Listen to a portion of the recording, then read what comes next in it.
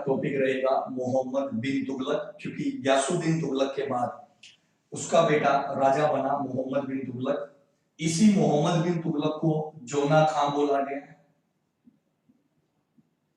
जोना खां, कल मैंने बताया था जोना खां मतलब जोना खां ही मोहम्मद बिन तुगलक है और मोहम्मद बिन तुगलक ही जोना खां है, याद रखना, ठीक है।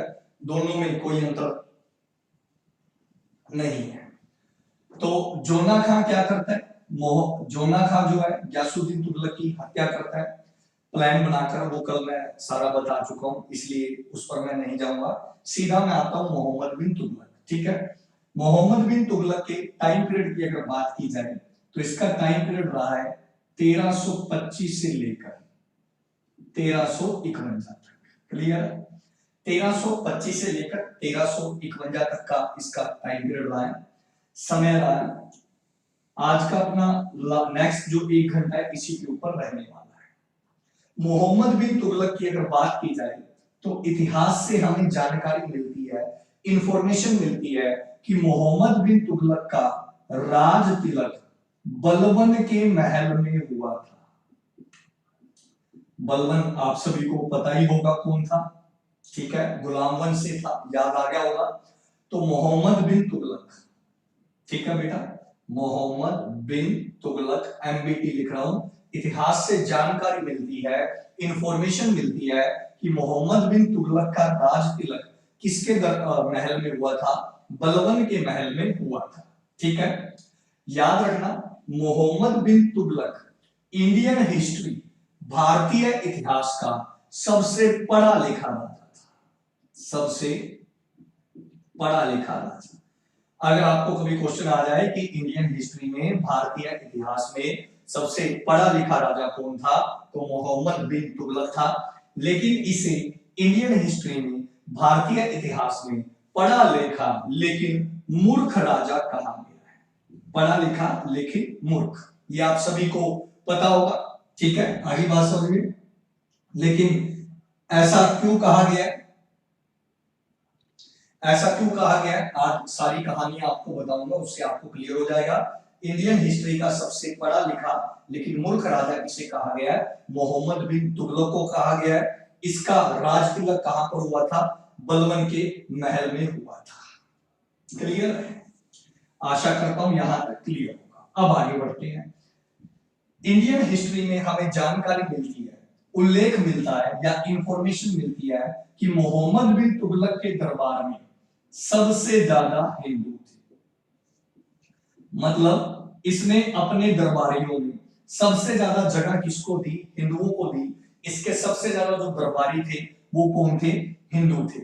इसीलिए मोहम्मद बिन तुगलक को एक उपाधि और दी गई। ध्यान से नोट कर लेना, मैं फिर से रिपीट कर रहा हूं, मोहम्मद बिन तुगलक के दरबार में सबसे ज्यादा हिंदू थे, इसके दरबार में सबसे ज्यादा हिंदू थे, इसलिए मोहम्मद बिन तुगलक को एक क्या दिया गया, टाइटल दिया गया, एक उपाधि दी गई। इसलिए मोहम्मद बिन तुगलक को उपाधि दी गई उल्गू खां की, उल्गू खां।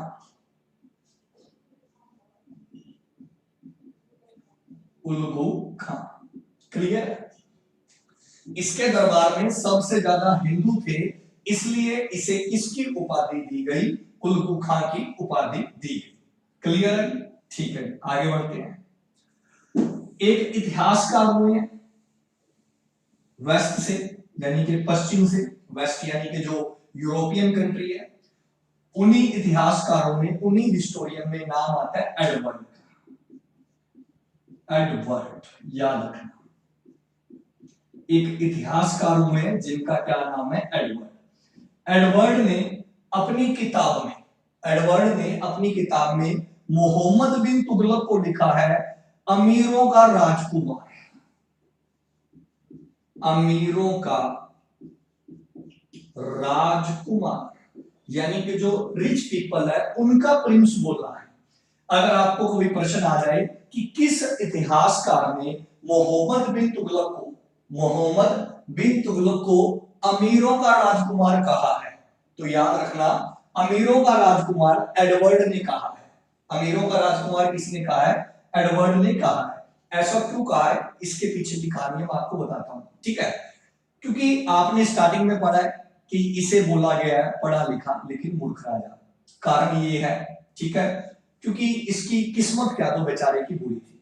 पढ़ा लिखा तो था लेकिन ये कोई भी प्लान बनाता था, वो सारे के सारे प्लान क्या हो जाते थे, वो सारे के सारे प्लान फेल हो जाते थे। आज भी भारतीय राजनीति में ऐसे राजनेता आपको देखने को मिल जाएंगे जिन्हें आप अमीरों का राजकुमार बोल सकते हो, ठीक है, लेकिन कमेंट नहीं कर सकते, आपको पता है। कुछ इसी तरह की किस्मत थी इस मोहम्मद बिन तुगलक की। ये बेचारा कोई भी प्लान बनाता, वो प्लान फेल हो जाता था। मतलब आप यूं नहीं कह सकते कि ये मेहनती नहीं था, जनता की नहीं सोचता था, ये मेहनती भी था, जनता की भी सोचता था। ये कोई रोज नया प्लान लेकर आता कि जिससे जनता का भला हो, लेकिन वो किन्हीं कारणों से फेल हो जाता था। इसलिए एडवर्ड ने ये कहा कि ये अमीरों का राजकुमार है, ये गरीबों तक अपनी सोच नहीं पहुंचा पाया। अब ऐसा क्यों होता था, इसके प्लान फेल हुए और इसे बोला गया इतिहास का पढ़ा लिखा लेकिन मूर्ख राजा। अगर मैं आराम से आपको पंजाबी में समझाऊं, जी आप पंजाबी से गल करिए, ये बेचारी दा किस्मत ही माड़ी सी, मतलब इसका भाग्य ही माड़ा था। ऐसा क्या हुआ, करते इस पर डिस्कशन, ठीक है।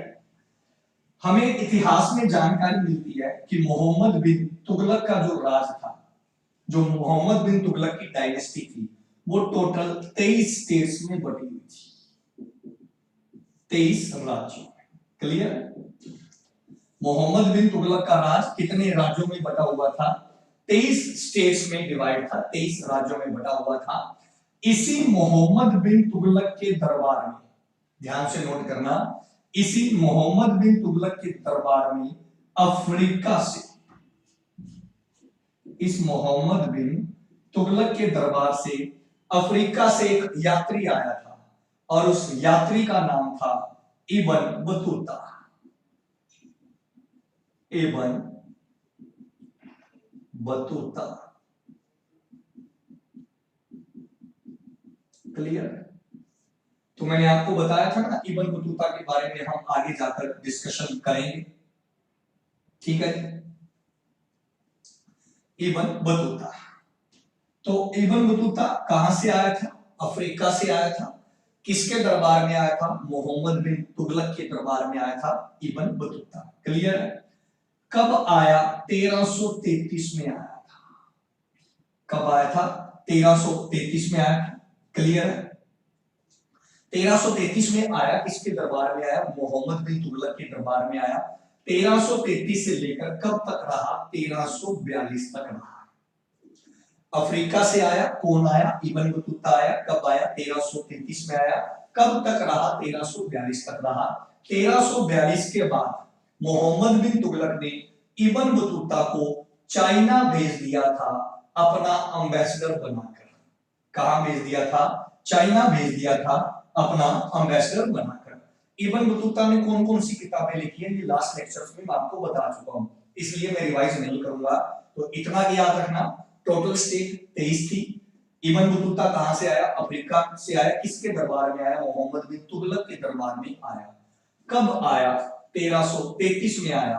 कब तक रहा, 1342 तक रहा। इसके बाद कहां भेज दिया गया, चाइना भेज दिया गया। क्या बनाकर, एम्बेसडर बनाकर। अब आगे बढ़ते हैं। कुछ इतिहासकार और भी हुए हैं, जैसे कि बर्नी, सुना होगा, पहले भी जिक्र कर चुका हूं। बर्नी, बर्नी के बाद सरहिंदी,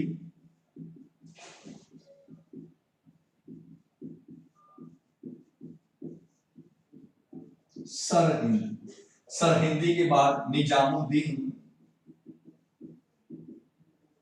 निजामुद्दीन जो थे वो तो संत थे। इन लोगों का नाम ध्यान से नोट करना, बर्नी, सरहिंदी और निजामुद्दीन। बर्नी का नाम भी सुना है, निजामुद्दीन का नाम भी आपने सुना है, सरहिंदी का नाम पहली बार सुना होगा। इन इतिहासकारों ने या इन संतों ने या इन व्यक्तियों ने, जो उस समय के ये मेन लोग थे, इन्होंने अपनी किताब में मोहम्मद बिन तुगलक के बारे में क्या लिखा है। यहां से एक मोस्ट इंपॉर्टेंट पॉइंट निकलता है कि बर्नी ने मोहम्मद बिन तुगलक के बारे में अपनी किताब में क्या लिखा है, सरहिंदी ने क्या लिखा और निजामुद्दीन ने क्या लिखा है। और जानकर बड़े हैरान हो गए, तीनों ने मोहम्मद बिन तुगलक के बारे में एक ही बात लिखी है, मतलब तीनों के बयान सेम है। तो कोई कमेंट करके बताओ क्या बात लिखी है। मैं 2 मिनट आपके कमेंट की वेट कर रहा हूं कि इन्होंने क्या लिखा है।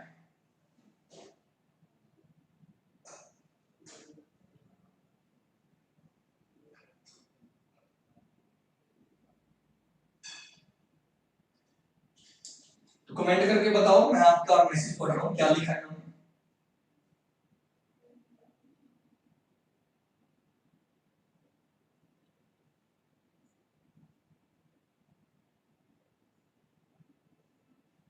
तो प्लीज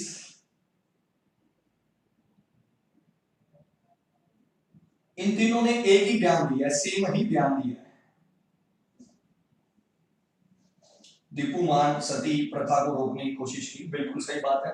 मोहम्मद बिन तुगलक ने कोशिश की थी सती प्रथा रोकने की, लेकिन अभी हम बात वो नहीं कर रहे। अभी हम बात कर रहे हैं बर्नी, सरहिंदी और इब्न बतूता ने, तीनों ने एक ही बयान लिखा है। दीपूमान पागल सुल्तान लिखा है सर, नहीं ऐसा कुछ नहीं लिखा।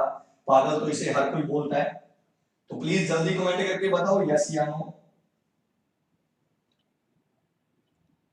सर आज रेड रेड चमक रहे हो, पढ़ लो रे। एजुकेटेड फुलिश, वो तो मैं स्टार्टिंग में बोल चुका हूं कि ये एजुकेटेड और फुलिश तो है। ठीक है, पूरी किस्मत ध्यान से नोट करना, टाइम वेस्ट नहीं करते। ठीक है, बर्नी, सरहिंदी और निजामुद्दीन ने मोहम्मद बिन तुगलक को अपनी किताब में अधर्मी राजा लिखा है। अधर्मी राजा, अधर्मी का मतलब जो धर्म को नहीं मानता, जो अधर्मी होता, आप समझ गए होंगे। ठीक है, धर्म को ना मानने वाला। ऐसा क्यों लिखा है, इसकी कोई ज्यादा जानकारी तो नहीं है कि किन कारणों से लिखा है, ऐसी कोई इंफॉर्मेशन नहीं है। लेकिन इन तीनों ने इसको कौन सा राजा कहा है, अधर्मी, जो धर्म को नहीं मानता। अकेला धर्म को मानना भगवान को मानना नहीं होता, याद रखना। राजा का मतलब ये नहीं है कि वो भगवान को मानने का कोई धर्मी है। ठीक है, मान लो फॉर एग्जांपल मैं किंग हूं, मैं अगर भगवान को नहीं मानता, इसका मतलब आप मेरे को ये नहीं कह सकते कि मैं अधर्मी हूं। धर्मी का मतलब होता है जनता का ध्यान रखना, जनता के हितों का पालन करना। ठीक है, अगर मैं उस पर भी फोकस नहीं कर पाया तो भी मैं अधर्मी हूं। ठीक है, तो इन तीनों ने इसको अधर्मी लिखा है। अब आगे बढ़ते हैं। ठीक है जी, अब हम बात करेंगे कि इसे पढ़ा लिखा लेकिन मूर्ख राजा क्यों कहा जाता है। इसने कुछ प्लान बनाए और वो प्लान क्या हुए थे। ठीक है, छोटे मोटे प्लान भी बनाता ही रहता था हर रोज, बड़े प्लान बनाए और वो बड़े प्लान फेल हुए तो उसका असर जनता के ऊपर हुआ। ठीक है, तो आइए इनके प्लान्स के बारे में पढ़ते हैं और उन प्लान्स के पीछे काफी इंटरेस्टिंग कहानी है, आपको अच्छा लगेगा। सबसे पहला इसका प्लान क्या था, सबसे पहला प्लान था इसने अपनी कैपिटल चेंज करने का प्लान बनाया। और ये प्लान इसके लिए सबसे मतलब मूर्खतापूर्ण प्लान होगा जो इसके ऊपर उल्टा पड़ेगा। ठीक है, ये अपनी कैपिटल दिल्ली से कहां ले जाना चाहता था, दिल्ली से देवगिरी ले जाना चाहता था। देवगिरी बोल दो या दौलताबाद, एक ही बात है। इसे आप देवगिरी भी कह सकते हो, दौलताबाद भी कह सकते हो। तो ये प्लान इस पर उल्टा पड़ेगा। ये अपना प्लान दिल्ली से अपनी कैपिटल कहां लेकर जाएगा, ठीक है, दिल्ली टू देवगिरी। मुझे पता आप सभी को पता होगा कि ये दिल्ली से दौलताबाद लेकर जाएगा। प्रश्न ये है, अभी लाइव क्लास में मैं आपके लिए क्वेश्चन छोड़ रहा हूं और आप सबने रिप्लाई करना है मेरे को। ठीक है, जल्दी से। सर जी इंग्लिश से क्या खाएंगे, मतलब इंग्लिश में क्या कहना है मेरे को ये बताओ। ठीक है, तो मेरा आपके लिए क्वेश्चन है कि ये कैपिटल अपनी दिल्ली से देवगिरी क्यों ले जाना चाहता था। 2 मिनट दे रहा हूं, आपने जवाब देना यस या नो। ये अपनी कैपिटल चेंज क्यों करना चाहता था, व्हाई। आपको पता तो है, आपने हिस्ट्री पढ़ी होगी मेरे से पहले, मतलब मैं एक चीज बता रहा हूं, मेरे से पहले आपने इतिहास पढ़ा होगा, लेकिन क्यों चेंज करना चाहता था, क्यों पता लग गया तो दिमाग में अपने आप फिट हो जाएगा। ठीक है,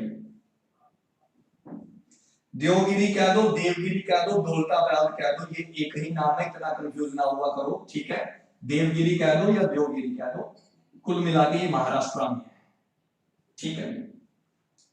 तो प्लीज ये बताइए कमेंट करके ये अपनी कैपिटल क्यों चेंज करना चाहता था। किंग नाबा टैक्सेशन इन दोबारा, बहुत आगे की बात है बेटा, मैंने तो फिर कहा आगे ना भागा करो। फिलहाल ये बताओ कि अपनी कैपिटल क्यों चेंज करना चाहता था, व्हाई? जल्दी कमेंट करके बताओ। 64 स्टूडेंट्स लाइन है।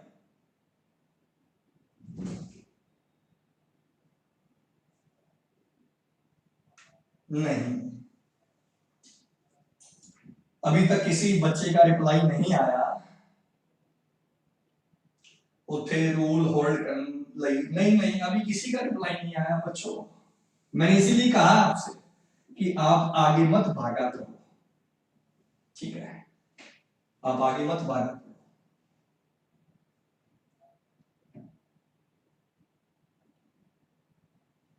चलो अब मैं आपको जवाब देता हूं इसके पीछे क्या कारण है, ठीक है।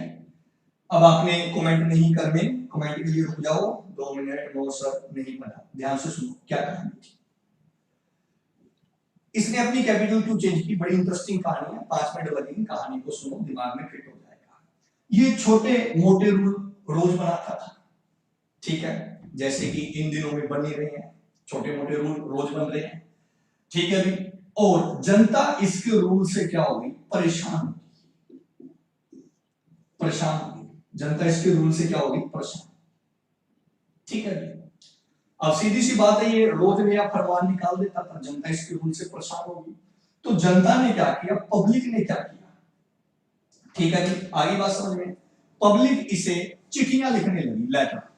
गाना सुना ना, ऐना लंबा खत लिख के पास रखना, मेरी उम्र बीत जे पढ़ दी, सुना होगा। तो जनता इसको चिट्ठियां लिखने लगी, मैसेज, मतलब उस समय में कोई व्हाट्सएप तो होता नहीं था, इसको चिट्ठियां लिखने लगी। और वो चिट्ठी जब इसके पास पहुंचती, फिर सुन लो ध्यान से, मैं थोड़ा कंफ्यूज हो गया खुद। ये रोज नए नए रूल बनाता था, जनता इसके रूल से क्या होगी, परेशान, यार ये हर रोज रूल चेंज कर देता है, इसे खुद नहीं पता करना क्या है। तो जनता इसको लेटर लिखकर भेजने लगी, गुमनाम लेटर, डैश डैश डैश सेवा में श्रीमान आपका आज्ञाकारी, देखा होगा ना, ठीक है ना, टू द प्रिंसिपल फलाना फलाना school, I beg to say that I am 6 so I का सुना होगा, इस तरह से एप्लीकेशन लिखते थे।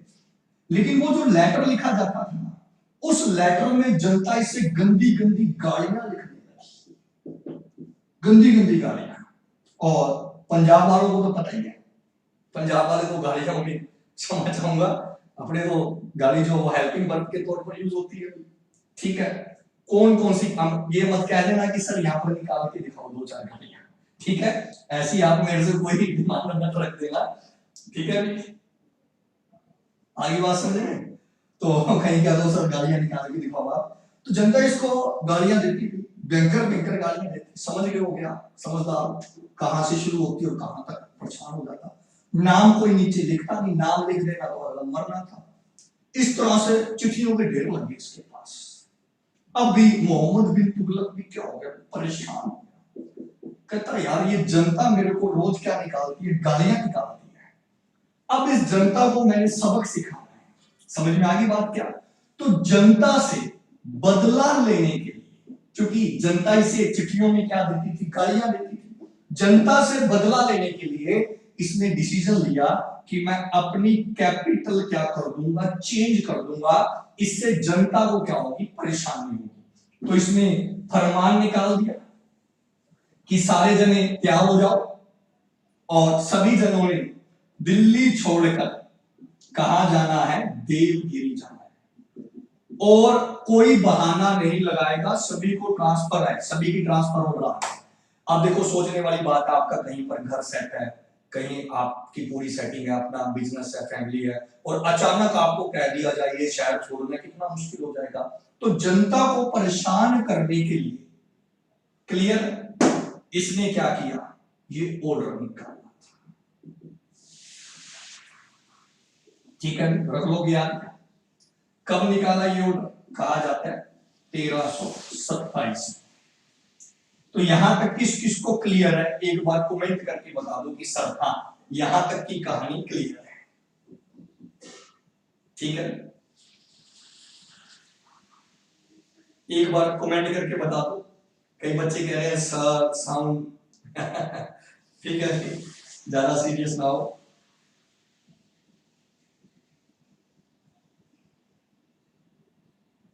ठीक है, तो किस चीज को यहां तक क्लियर है कि कैपिटल चेंज क्यों हुई? क्लियर है अभी? मैसेज कर दो जल्दी जल्दी कि यस सर कैपिटल चेंज हुई, पता लग गया। जनता को परेशान करने के लिए। क्लियर क्लियर क्लियर, ठीक है। तो जनता को परेशान करना चाहा, अब उससे क्या हुआ? सारी जनता जो है वो दिल्ली छोड़कर कहां आ गई? देवगिरी आ गई। उसके बाद कहा जाता है कि इसने दिल्ली में अपनी सेना भेजी, जा पता करके आ दिल्ली में कोई रह तो नहीं गया। कहते हैं कि दिल्ली में सिर्फ 2 लोग बचे थे, एक लंगड़ा था और एक अंधा था, जो किन्हीं कारणों से जा नहीं सके। बाकी सारी दिल्ली खाली हो गई थी। ठीक है जी। और इसने कहते हैं कि 2 साल इसी काम में बर्बाद कर दिए थे, क्योंकि जैसे ये दौलताबाद पहुंचा, जैसे ये देवगिरी पहुंचा, देवगिरी में क्या पड़ गया? अकाल पड़ गया। सोचने वाली बात है, हमने अपनी राजधानी चेंज की और जिस जगह पर हम गए वहां पर क्या पड़ गया? अकाल पड़ गया। अब अकाल पड़ गया तो नेचुरल सी बात है, क्या आएंगे? Finance crisis. फाइनेंस क्राइसिस आ गए बेटा, सीधी सी बात है। ठीक है, तो इसके राज में सबसे बड़ा फाइनेंस क्राइसिस आया था और उसका कारण था इसकी कैपिटल को चेंज करना। 2 साल खराब कर दिए थे और जिस नई जगह पर ये कैपिटल लेकर गया देवगिरी में, वहां पड़ गया अकाल। अब भी फाइनेंस क्राइसिस को ये क्या करना चाहता था? ठीक है, अब ये फाइनेंस क्राइसिस को दूर करना चाहता था। फाइनेंस क्राइसिस को दूर करने के लिए इसने पंगा ले लिया करेंसी से, मुद्रा से। ठीक है, किससे पंगा ले लिया? करेंसी से। कहता भी करेंसी क्या कर दो? चेंज। तो इसने क्या किया? 1327 में करेंसी क्या कर दी? चेंज कर दी। ठीक है, क्या कर दी? चेंज। और करेंसी इसने सिल्वर, पहले चांदी के सिक्के चलते थे। किसके सिक्के चलते थे? चांदी की। चांदी की जगह इसने सिल्वर की जगह कॉपर के सिक्के चला दिए। किसके? तांबे के। क्लियर? तो इसने फाइनेंस क्राइसिस को दूर करने के लिए, ठीक है, इसने फाइनेंस क्राइसिस दूर करने के लिए क्या किया? करेंसी को चेंज करना चाहा और सिल्वर की जगह किसके सिक्के ले आया? कॉपर के सिक्के ले आए। ठीक है, भी चांदी तो महंगी होती है, कॉपर के सिक्के देंगे। अब भी इसे क्या पता, इंडियन में दिमाग बहुत ज्यादा होता है। लोगों ने क्या किया? जो चांदी थी, इसे ये था कि लोग चांदी के सिक्के मेरे को दे देंगे और बदले में मैं उन्हें क्या दे दूंगा? कॉपर के सिक्के दे दूंगा। इस तरह से मार्केट से चांदी खत्म हो जाएगी और मार्केट में क्या आ जाएगा? कॉपर का सिक्का आ जाएगा और चांदी मेरे पास इकट्ठी हो जाएगी। किसमें? मेरे फंड में। ये इसकी प्लानिंग थी। भी करेंसी क्या कर दूंगा? एक्सचेंज कर दूंगा। लेकिन इसे क्या पता, इंडियन में दिमाग बहुत होता है। भारतीयों ने क्या किया? भारतीयों ने घर पर ही चांदी रख ली और चांदी के सिक्कों को पिघला दिया और उनकी गलियां बनाकर रख ली और घर में ही कॉपर के सिक्के बनाने शुरू कर दिए। उस समय में कारीगर बहुत होते थे, सुनार ये काम आसानी से कर देते थे, सुनार कर देते थे, लोहार कर देते थे, या उस समय की वो कास्ट जो हाथ का काम करती थी वो ये काम आसानी से कर देती थी। तो लोगों ने क्या किया? चांदी के सिक्कों की गलियां बनाकर घर पर रख ली और कॉपर के सिक्के बनाकर मार्केट में चला दिए और जनता के पास पैसा हो गया। अब आप सोचो ऐसे में क्या होगा? इससे क्या हुआ? फाइनेंस क्राइसिस और ज्यादा बढ़ गया और सरकार को और ज्यादा घाटा हुआ। उस समय की सरकार को लोगों ने डुप्लीकेट करेंसी चला दी। ठीक है, ठीक है। हाँ, रवि धारीवाल, सांकेतिक मुद्रा, बिल्कुल सही है। इस तरह की करेंसी को सांकेतिक मुद्रा कहते हैं। बिल्कुल सही लिखा है, सांकेतिक मुद्रा। सांकेतिक इंग्लिश में पीआरएस बोला जाता है। आज जो हमारा नोट है, जो हमारी करेंसी है, वो सांकेतिक है। कभी इकोनॉमिक्स पढ़ाऊंगा फिर ये क्लियर करूंगा पीआरएस क्या होता है, एमआरएस क्या होता है। बैंकिंग और इकोनॉमी की टर्म है। सांकेतिक मुद्रा आ जाए या पीआरएस आ जाए तो ये मोहम्मद बिन तुगलक, लेकिन लोगों ने डुप्लीकेट करेंसी शुरू कर दी तो इससे फाइनेंस क्राइसिस क्या हो गया? और ज्यादा। तो इसकी कितनी बड़ी प्लानिंग फेल होगी? 2 बड़ी प्लानिंग फेल होगी। छोटी मोटी तो हर रोज फेल होती थी जिससे जनता परेशान थी।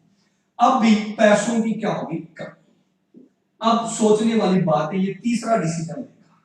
कौन सा डिसीजन लेगा? तीसरा। पंजाबी में इसे कहा जाता है, छोड़ो यार पंजाबी में बहुत, क्योंकि हर बात के दो मतलब निकलते हैं। ठीक है, पंजाबी में क्या कहा जाता है क्या नहीं, छोड़ो। इसने तीसरा पंगा क्या ले लिया? ठीक है, इसने क्या किया, 1332 से लेकर 1334 के बीच घर में पैसों की कमी है, आर्थिक संकट आया हुआ है, फाइनेंस क्राइसिस आया हुआ है, और इसने दूसरे राजा के साथ कर ली जंग, वॉर। सोचने वाली बात है, घर में 1 रुपया नहीं है, तू सेना को लड़ने के लिए भेज रहा है, फाइनेंस क्राइसिस हो रहेगा। जब भी युद्ध लगेगा, वॉर होगा, तो हमेशा फाइनेंस क्राइसिस होगा। पहला गलत डिसीजन, कैपिटल चेंज की। दूसरा, सांकेतिक मुद्रा चला दी, डुप्लीकेट करेंसी मार्केट में ज्यादा आ गई। तीसरी, फाइनेंस क्राइसिस से अभी तक हम उभरे नहीं हैं, जंग कर दी 1332 से लेकर 1334 तक। इसने क्या किया, 2 इलाकों पर कब्जा करने की कोशिश की। पहला, खुरासान, खुरासान, पहला खुरासान और दूसरा कराची, कराची। क्लियर?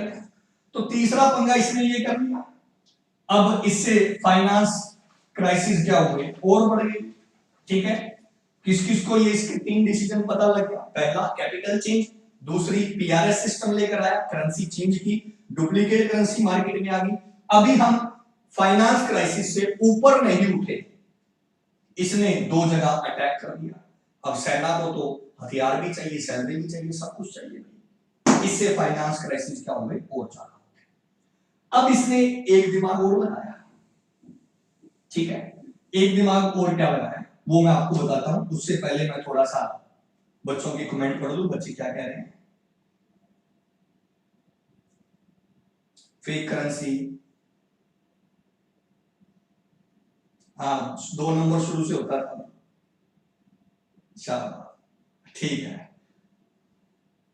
कुछ बच्चे कमेंट कर रहे हैं पॉलिटिकल कमेंट। बच्चों ऐसा ना किया करो, आपकी इस पार्टी से बनती है नहीं बनती वो एक अलग मैटर है। ठीक है, चलो अब आगे बढ़ते हैं। तो इसने एक प्लान और क्या बनाया। अब बुरी तरह से फाइनेंस क्राइसिस आ चुका था। अब इसके दिमाग में एक एरिया आया, इसने पता किया कि जो भारत का दोआबा क्षेत्र है, दोआबा, ठीक है, याद रखना ये पंजाब वाला दोआबा नहीं है। पंजाब वाला तो दोआबा जलंधर वाला है, जलंधर कपूरथला वाला एरिया वो दोआबा है। ठीक है, और उससे ऊपर वाला माझा है जो अमृतसर वाला है, उससे नीचे वाला दोआबा है। तो ये पंजाब वाला नहीं है। टोटल 22 जिले अपने पंजाब में, 4 माझा में है, 4 दोआबा में है, और बाकी मालवा रीजन में आते हैं। तो ये पंजाब वाला दोआबा नहीं है, याद रखना। ये एमपी वाला दोआबा है, मध्य प्रदेश वाला।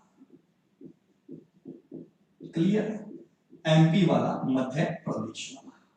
ठीक है, तो इसे पता लगा, अब ये फाइनेंस क्राइसिस को दूर करना चाहते हैं, तो इसे पता लगा कि दोआबा में फसल अच्छी होती है। फसल बोले तो क्रॉप। इसने अपने 2-4 सैनिक भेजे, कहता पता करो इस बार फसल कैसी हुई है। सैनिकों ने देखा फसल खेतों में लहरा रही है, बढ़िया इस बार फसल हुई है। सैनिकों ने आकर इसको इंफॉर्मेशन दी कि साहब इस बार फसल बहुत अच्छी है। ये कहता एक ही तरीका है अगर फाइनेंस क्राइसिस दूर करना है। इसने क्या किया, किसानों पर टैक्स 50% कर दिया, यानी कि 1/2। आपको याद होगा इससे पहले इसके पिता ने 1/3 दिया था, 33%। इसने टैक्स 1/2 कर दिया दोआबा में, ताकि टैक्स से मैं जो है वो अपना राज चला सकूं। ठीक है, एक बार मैं पानी पी लूं, थोड़ा सा गला सूख रहा है।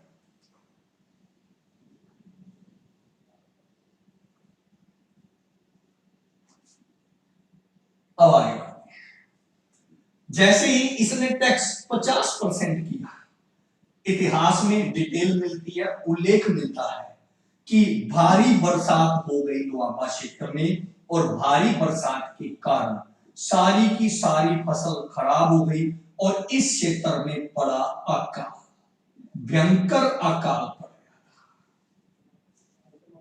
अब इसकी ये भी प्लानिंग फेल होगी। इसे ये था कि यहां से टैक्स आएगा, लेकिन यहां से तो कुछ नहीं आया।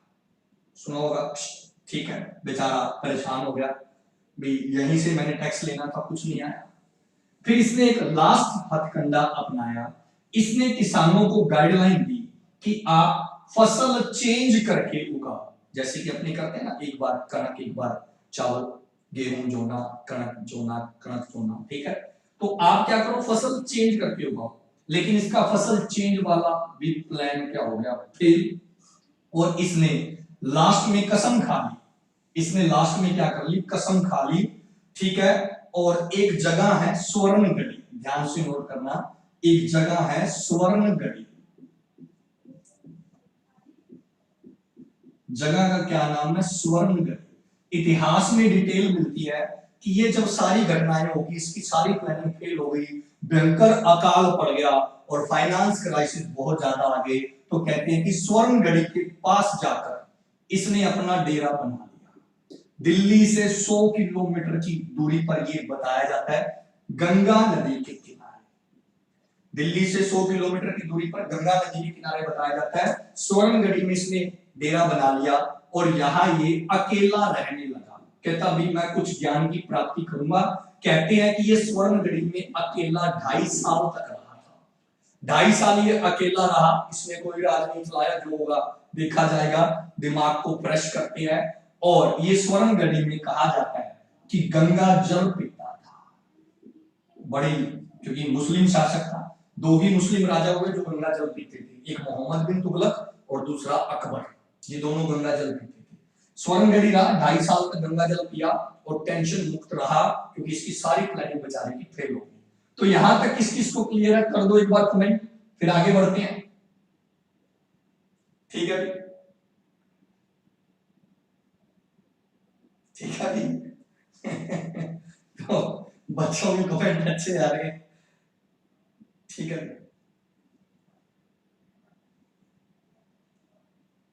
जल्दी कमेंट कर दो कि यहां तक क्लियर है।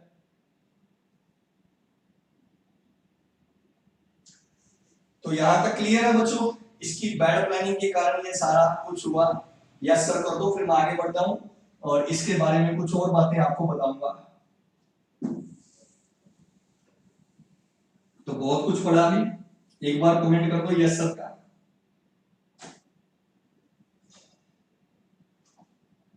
क्लियर है,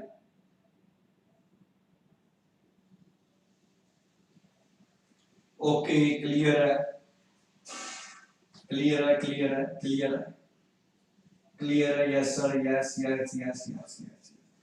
तो लगभग सभी बच्चों को क्लियर है, आज काफी खुशी है, 74 स्टूडेंट लाइव है, इसी तरह से लाइव रहा करो। और नेक्स्ट सेशन में मेरा 100 पार करवाना है, हमें कितना करवाना है, 100 पार क्रॉस करवाना है, ठीक है। तो इस तरह से इस बेचारे की सारी प्लानिंग क्या हो गई, फेल, और 2.5 साल तक ये स्वर्णगिरी में रहा। अब आगे बढ़ते हैं, और स्वर्णगिरी में 2.5 साल बिताने के बाद ये अपनी आगे की प्लानिंग करता है। और कहा जाता है कि 1337 में इसने नगरकोट टेम्पल पर अटैक किया। नगरकोट टेम्पल, यहां से इसने धन वगैरह लूटा, सोना चांदी वगैरह लूटा। मंदिरों पर अटैक करने का एक मतलब है कि वहां से सोना और चांदी को लूटना। 1337 में नगरकोट टेम्पल पर अटैक किया, और इस अटैक के बाद इसने फिर से गोल्ड कॉइन शुरू किया। इस अटैक के बाद कौन सा कॉइन शुरू किया, गोल्ड कॉइन शुरू किया, जिसे कहा गया दिनार। क्या कहा गया, दिनार। कहा जाता है कि इसका जो दिनार था, उस दिनार का वेट 200 ग्राम था। इंडियन हिस्ट्री में अब तक का सबसे भारी सिक्का इसने लॉन्च किया था 200 ग्राम गोल्ड कॉइन का। देवगिरी पर अटैक 1337, और देवगिरी पर अटैक के बाद इसने गोल्ड कॉइन शुरू किया, जिसका क्या नाम रखा गया, दिनार। और ये कितने ग्राम का था, 200 ग्राम का, ठीक है जी। अब आगे बढ़ते हैं, इतिहास में डिटेल मिलती है कि मोहम्मद बिन तुगलक ने कंप्लीट पूरे के पूरे साउथ इंडिया पर कब्जा कर लिया था। कहा जाता है कि इसने लगभग कंप्लीट पूरे के पूरे साउथ इंडिया पर कब्जा कर लिया, दक्षिण भारत पर कब्जा कर लिया। यहीं से एक प्रश्न और बनेगा, इसी के टाइम में इसने दक्षिण भारत पर कब्जा कर लिया, पूरे साउथ इंडिया पर। लेकिन याद रखना, इसने पूरे साउथ इंडिया पर कब्जा भी कर लिया और इसके टाइम में ही पूरा साउथ इंडिया क्या हो गया, आजाद। मतलब इसने कब्जा भी कर लिया, लेकिन साउथ इंडिया पर कब्जा करने के बाद ये कंट्रोल नहीं कर पाया और इसलिए साउथ इंडिया के राजाओं ने अपनी अलग डायनेस्टी बना दी। इसी समय कहा जाता है कि साउथ इंडिया 1336 में एक नई डायनेस्टी बनी, विजयनगर। आप सभी ने सुना होगा विजयनगर। कभी प्रश्न आ जाए विजयनगर डायनेस्टी किसके टाइम में बनी? मोहम्मद बिन तुगलक के टाइम में। फिर से रिपीट कर देता हूं, पूरे साउथ इंडिया पर कब्जा कर लिया मोहम्मद बिन तुगलक ने, लेकिन कंट्रोल की कमी होने के कारण आजाद हो गया। सारे राजा इनसे आजाद हो गए, उन्होंने अपनी अलग अलग डायनेस्टी बना ली। उन्हीं में से मेन डायनेस्टी थी विजयनगर साम्राज्य, जो 1336 में इस्टेब्लिश हुआ। दो भाइयों ने इसको इस्टेब्लिश किया था, हरिहर और बुक्का। एक बार इतनी ही डिटेल पढ़ा रहा हूं, कभी साउथ इंडिया अगर आपको पढ़ाने का मौका मिला, फिर दक्षिण भारत के राजाओं के बारे में मैं आपको पढ़ाऊंगा, क्योंकि विजयनगर से वैसे पूछ लिया जाता है कि किसने स्टैब्लिश किया। हरिहर और बुक्का नाम के दो भाइयों ने इसको क्या किया, ठीक है, इस्टेब्लिश किया था। कौन सी डायनेस्टी को? विजयनगर साम्राज्य को। अब यहां से क्वेश्चन ये उठता है कि इसके टाइम में साउथ पर कब्जा भी हो गया, लेकिन साउथ आजाद क्यों हुआ? जितने भी आज तक दिल्ली में राजा हुए हैं, सबसे ज्यादा विद्रोह मोहम्मद बिन तुगलक के टाइम में हुए थे। टोटल 34 विद्रोह हुए थे मोहम्मद बिन तुगलक के टाइम में। कितने विद्रोह हुए थे? 34। इन 34 में से 27 विद्रोह ओनली साउथ इंडिया में हुए थे, केवल दक्षिण भारत में। मैं फिर से रिपीट कर रहा हूं, दिल्ली सल्तनत में सबसे ज्यादा विद्रोह, सबसे ज्यादा प्रोटेस्ट मोहम्मद बिन तुगलक के टाइम में हुआ। टोटल 34 विद्रोह हुए थे। 34 में से 27 विद्रोह सिर्फ और सिर्फ साउथ इंडिया में हुए। इसलिए कहा जाता है कि इसके टाइम में साउथ इंडिया पर कब्जा भी हुआ और साउथ इंडिया आजाद भी हो गया। ऐसे कैसे हुआ? तो ध्यान से नोट करना क्या हुआ। इसने क्या किया, साउथ इंडिया में विद्रोह होने का कारण बोले तो रीजन मैं आपको बताता हूं, रीजन क्या था, ध्यान से नोट करना। मोहम्मद बिन तुगलक ने फिर से एक क्या बनाया, प्लान। मैंने आपको बताया ना कि इसके प्लान ही फेल हुए। अगर ये प्लान ना बनाता तो साउथ इंडिया इसके कंट्रोल में रहता। इसने प्लान बनाया, इसने 100 गांव के ऊपर 100 विलेज, 100 गांव के ऊपर 100 विलेज के ऊपर एक ऑफिसर अपॉइंट कर दिया। भी इन 100 गांव का एक ऑफिसर होगा, वो सारी की सारी इंफॉर्मेशन रखेगा, इनकम की, एक्सपेंस की, सारा टैक्स इकट्ठा करके वो मेरे को दे देगा। समझ में आई बात? और उस ऑफिसर को क्या बोला गया? उस ऑफिसर को बोला गया अमीर ए सादा। अमीर ए सादा।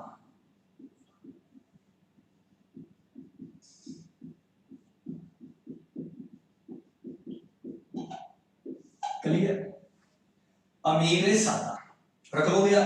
मतलब इसने 100 गांव के ऊपर, 100 विलेज के ऊपर एक पोस्ट बना दी, जिसका क्या नाम था? अमीर ए सादा। ठीक है भी। अब हुआ क्या, ये अमीर ए सादा लोगों को परेशान करने लगा। लोगों से तो टैक्स कलेक्ट कर लेता था, लेकिन राजा तक नहीं पहुंचाते थे। यानी कि सारे का सारा टैक्स यही खा जाता था, राजा तक तो क्या पहुंच रहा है, बाबा जी का कुछ नहीं पहुंच रहा।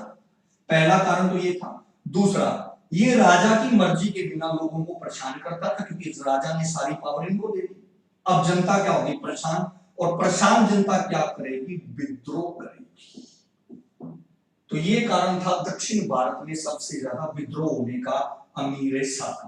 रख लोगे याद क्या? इस कारण से दक्षिण भारत में 27 विद्रोह हुए और दक्षिण भारत पूरे का पूरा क्या हो गया? आजाद। एक बार बच्चों में कमेंट पढ़ लेता हूं।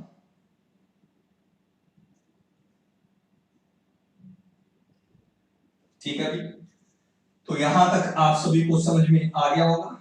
ठीक है, अब आगे बढ़ते हैं। तो दक्षिण भारत इसके समय में पूरा गुलाम हुआ और पूरा आजाद हो गया। ठीक है, अब ये मोहम्मद बिन तुगलक अपने नाम के आगे क्या लगाएगा? टाइटल। टाइटल बोले तो उपाधि। और इसने किस चीज का टाइटल लगाया? जिले इलाही। इससे पहले भी राजा हुए हैं दिल्ली सल्तनत में जिन्होंने अपने नाम के आगे क्या लगाया है? जिले इलाही। बताया ना, पहला बलबन था, दूसरा अलाउद्दीन खिलजी है, और ये तीसरा राजा है दिल्ली सल्तनत में, थर्ड किंग, जो अपने नाम के आगे क्या लगाएगा? जिले इलाही, यानी कि गॉड शैडो, भगवान की छाया। तीसरा राजा है, पहला बलबन, दूसरा अलाउद्दीन खिलजी, और तीसरा मोहम्मद बिन तुगलक। आगे बढ़ते हैं इसके बाद। ठीक है, ये पहला राजा था, फर्स्ट किंग था जिसने हिंदुओं के साथ होली खेली। क्लियर? पहला राजा था जिसने हिंदुओं के साथ क्या किया? होली का त्योहार सेलिब्रेट किया। रख लो गया।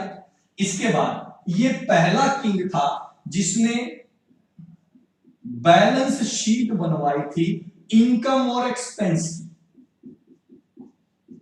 इनकम और एक्सपेंस मतलब दिमाग तो था, पर बेचारा क्या करे, प्लान फेल हो जाते थे।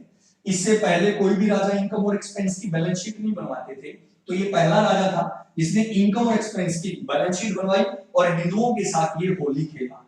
ठीक है, अभी मोहम्मद बिन तुगलक की बात की जाए तो मोहम्मद बिन तुगलक का गुरु था शेख अलाउद्दीन। शेख अलाउद्दीन। तो मोहम्मद बिन तुगलक किसका शिष्य था या किसका चेला था? शेख अलाउद्दीन का चेला था मोहम्मद बिन तुगलक। तो मोहम्मद बिन तुगलक के गुरु का क्या नाम है? शेख अलाउद्दीन। ठीक है जी। और एक और चीज याद रखना, मोहम्मद बिन तुगलक फर्स्ट किंग था दिल्ली सल्तनत का, पहला राजा था मोहम्मद बिन तुगलक जो अजमेर गया था। और अजमेर में किसकी दरगाह है? तो मैंने आपको बताया ख्वाजा मोइनुद्दीन चिश्ती। मोइनुद्दीन चिश्ती। क्लियर है?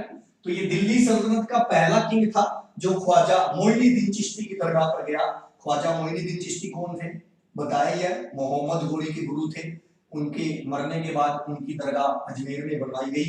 तो ये पहला किंग था जो गद्दी पर बैठने के बाद वहां पर माथा टेकने गया। और अगर इसके गुरु का नाम पूछा जाए तो शेख अलाउद्दीन था। क्लियर? रख लोगे याद?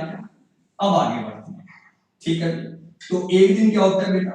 एक दिन इसका घूमने का मन बनता है, कहता चलो घूम के आए।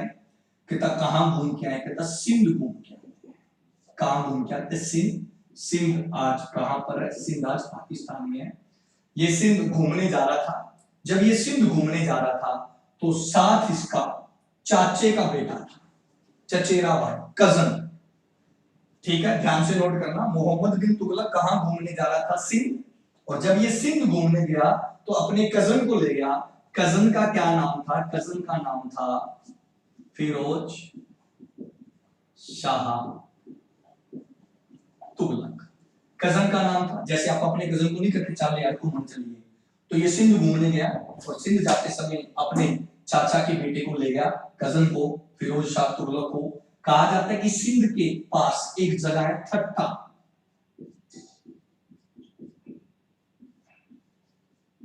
सिंध के पास एक जगह है जिसका क्या नाम है? ठट्टा। और कहा जाता है कि 20 मार्च 1351 20 मार्च 1351 को सिंध जाते समय अचानक ठट्टा नाम की जगह पर इसकी अचानक मौत हो गई। और राजगद्दी किसे दे दी गई? फिरोज शाह तुगलक को। मतलब पुराने जमाने में क्या था, राजगद्दी खाली नहीं छोड़ते थे, क्योंकि अगर पता लग जाता राजा मर गया तो कोई कब्जा कर लेता था। इसलिए मोहम्मद बिन तुगलक के बेटों को राजगद्दी नहीं मिली, उसके कजन को राजगद्दी मिल गई। यानी कि यहां पर भी इसका कौन सा लक हुआ? बेचारे का बैड लक। जब तक इसके बच्चे जिए होंगे तब तक अपने बाप को गालियां निकाली होंगी कि जाते समय हमें साथ ले जाता, अपने कजन को साथ ले गया। इस प्रकार अगला राजा तुगलक वंश में बनेगा फिरोज शाह तुगलक। और फिरोज शाह तुगलक की इसी तरह की इंटरेस्टिंग कहानियां मैं नेक्स्ट लेक्चर में आपको बताऊंगा। तो प्लीज आज का सेशन आपको कैसा लगा ये कमेंट करके आप जरूर बताना। बाद में